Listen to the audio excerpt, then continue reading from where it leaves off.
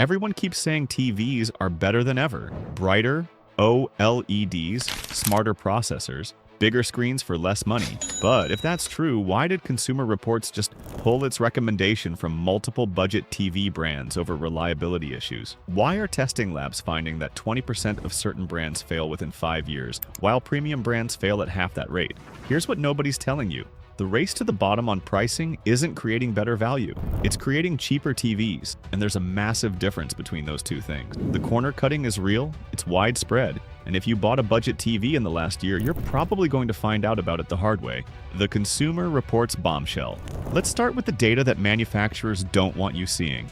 Consumer Reports surveyed over 97,000 TV owners who purchased sets between 2010 and 2018. They asked one simple question: did your television break or stop working as it should? The results were stark enough that CR pulled its recommended designation from 9 TV models across 2 major brands, Vizio and Hisense. The numbers: Consumer Reports estimates that 20% of Hisense and Vizio TVs will experience a problem within the first 5 years. Both brands got a fair rating for predicted reliability. Compare that to Sony, which earned a very good rating with an estimated 11% failure rate over the same period. That's not a small difference. If you buy a Vizio or Hisense TV, you're almost twice as likely to have a problem in the first 5 years compared to a Sony. And this isn't speculation. This is data from nearly 100,000 actual owners reporting actual failures. Both companies pushed back hard. Hisense claimed defective rates of less than 4%.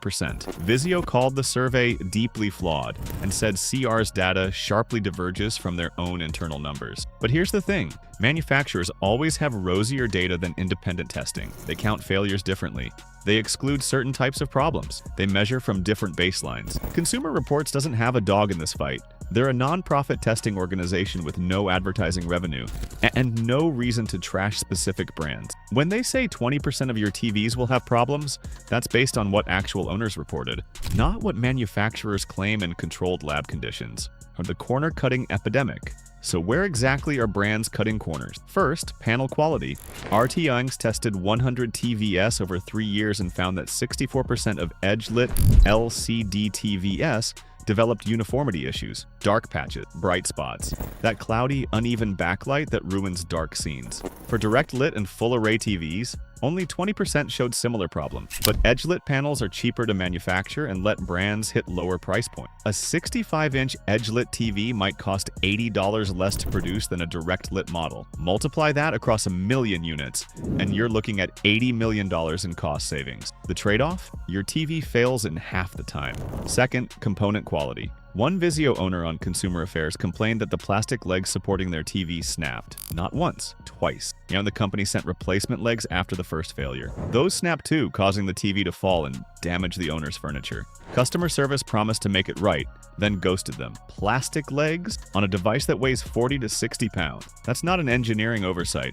That's a calculated cost-cutting decision, where someone in manufacturing said, plastic is $2 cheaper per unit than metal, and most TVs won't fall over before the warranty expires. Third, software and processing. Multiple Vizio owners in early 2026 reported freezing, lag, and streaming apps that simply don't work. One wrote, "The worst TV I bought. It frees up and lagging. I thought I was getting a deal, but I'm about to sell this TV for $50. Just sad taking up space in my house.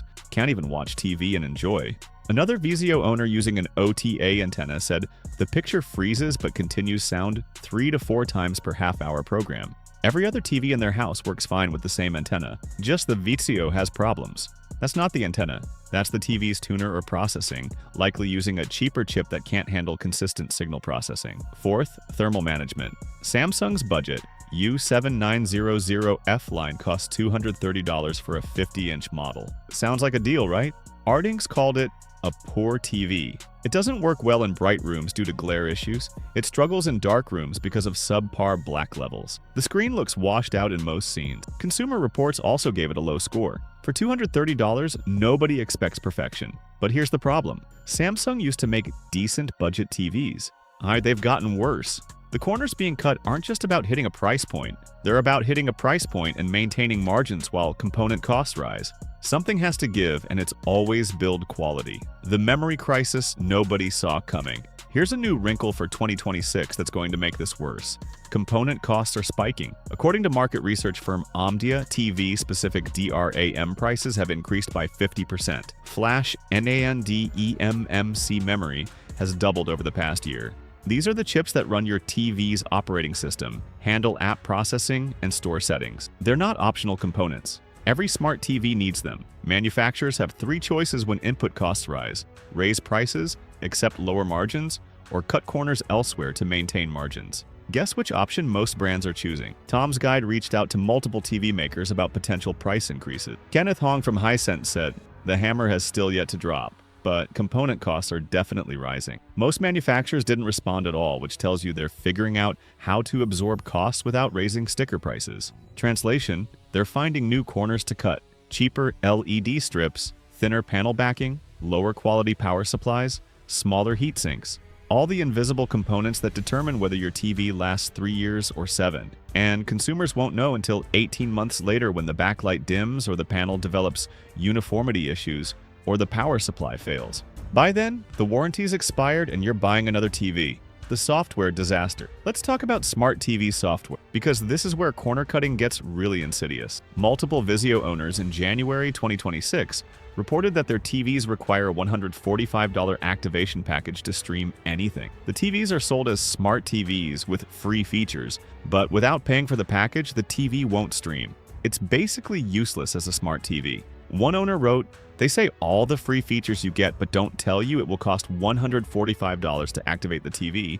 Without the package, your TV will not stream anything and is useless. This should be false advertising. This is the new frontier of corner cutting, monetizing features that should be included. Sell the TV cheap, then charge subscription fees or activation packages for basic functionality. The TV's not really $399. It's $399 plus $145 for activation plus whatever ongoing fees they can extract." Another common issue: streaming apps that don't work properly. Vizio owners consistently report problems with Netflix, Disney Plus, and Hulu. The screen goes black, but sound continues, or apps load slowly, or the interface freezes. One owner said, "It's worth the money to get a Samsung or a more expensive brand to avoid this BS. The TV is junk." These aren't isolated incidents, these are patterns. When dozens of people report the same problem with the same apps on the same brand, that's not user error. That's the manufacturer using underpowered processors or buggy software to save $15 per unit on better chips. The reliability gap is widening. Here's what really bothers me about all this.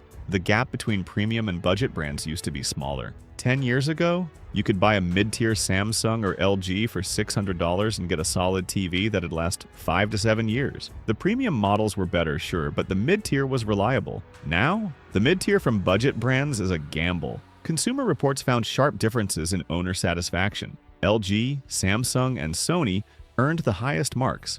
TCL was one notch below. Vizio got a middling good rating. Hisense got fair. Several lesser-known brands earned poor ratings. That's not nitpicking about picture quality or smart features. That's overall satisfaction. Do owners like their TV? Would they buy the brand again? Are they happy with the purchase? When a brand gets a fair or poor satisfaction rating, that means a significant portion of owners are unhappy enough to say so.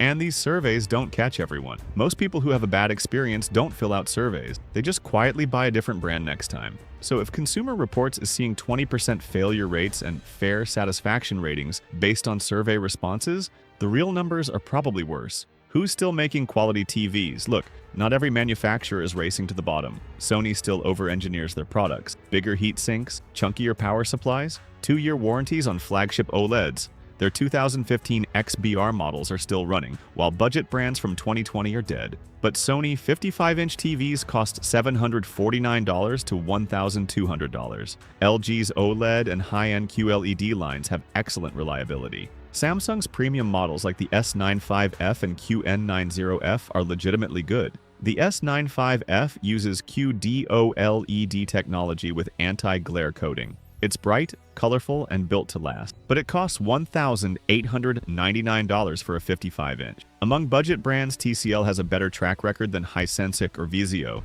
according to Consumer Reports. Their QM6K and QM7K series use mini LED technology with proper local dimming. These aren't edge-lit corner cutting special, but they're also not $399. The TCL 65-inch QM7K costs $799 to $999. You're seeing the pattern, right? Reliability costs money. The TVs that last are the TVs that cost more. Not because manufacturers are price gouging, because quality components cost more and there's no way around it. The price versus value trap. Here's the math that manufacturers are banking on you not doing. You buy a Vizio 65-inch TV for $399. It lasts 2 years before developing backlight issues. You replace it with another budget TV for $399. That's $798 over 4 years. Your neighbor bought a Sony for $899. It's still running strong after 5 years. Cost per year? You're paying $199. Your neighbor's paying $180. You spent more money and dealt with the hassle of replacing a TV,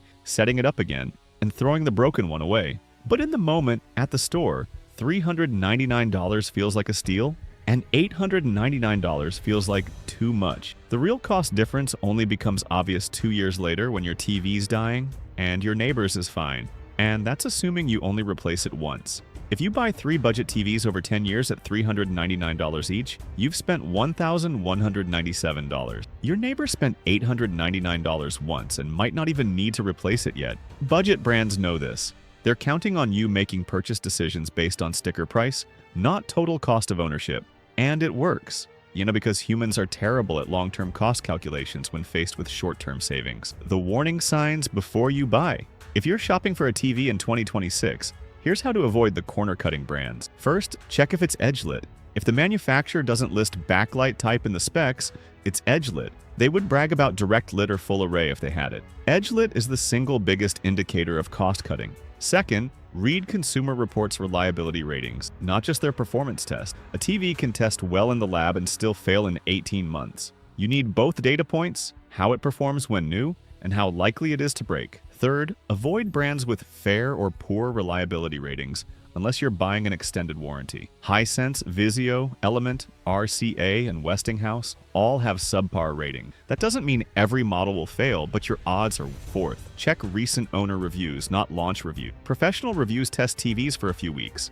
They can't catch problems that develop after 6 months or a year. Owner reviews on Consumer Affairs or Reddit will tell you about long-term reliability issues. Fifth, buy from retailers with good return policies. Costco gives you 90 days and an automatic 2-year warranty. Best Buy's solid with Geek Squad protection. Walmart and Amazon? You're on your own after 30 days. And sixth, don't max out your size at your budget. If you can afford a 75-inch edge-lit TV or a 65-inch direct-lit TV, buy the 65-inch. Better technology in a smaller size will outlast cheap technology in a bigger size every single time. The bottom-line TV brands are absolutely cutting corners in 2026. The evidence is overwhelming. Consumer Reports pulled recommendations. RTINGS found 64% failure rates in edge-lit models. Owners are reporting plastic legs snapping, apps not working, and TVs dying right after warranties expire. This isn't conspiracy theory. This is documented, tested, surveyed reality. The manufacturers will say their internal data shows better reliability. They'll dispute the testing methodologies. They'll claim Consumer Reports as being unfair. But at the end of the day, independent testing from a nonprofit with no skin in the game is more trustworthy than manufacturer claim. If you want a TV that lasts, you have to pay for quality. There's no shortcut. The $399 65-inch TV exists because corners were cut. The $899 65-inch TV costs more because corners weren't cut. It's that simple. You can gamble on budget brands and hope you're in the 80% that don't have problems. Or you can pay more upfront and know you're buying reliability. Your call. But don't pretend the budget option is good value when it fails in 2 years and costs more in the long run. Have you had a budget TV fail early? Which brand was it and how long did it last? Drop it in the comments. Let's build a real-world reliability database that manufacturers can't dispute. And if you want honest reviews that tell you which TVs are worth your money and which ones are designed to fail, subscribe. Because the industry isn't going to stop cutting corners until consumers stop rewarding them for it.